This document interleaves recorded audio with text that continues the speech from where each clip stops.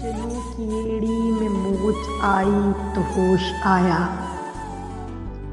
جب اس کے رستے میں سوچ آئی تو ہوش آیا۔ وہ نرم پھولوں پہ روز پتھر اچھالتے تھے، ادھر سے گالی گلوچ آئی تو ہوش آیا۔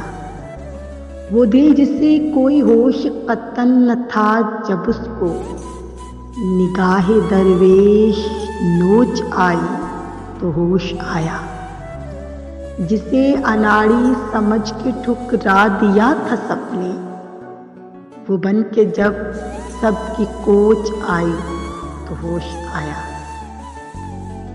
وہ بے خبر بلبلوں کے نغموں میں منہمک تھا، گلوں کو تتلی دبوچ آئی تو ہوش آیا۔ اداس لوگوں پہ ہنسنے والے تھے ہم بھی طاہر، لہو پہ اپنے کھروچ آئی تو ہوش آیا۔ چنوں کی ایڑی میں موج آئی تو ہوش آیا، جب اس کے رستے میں سوچ آئی تو ہوش آیا۔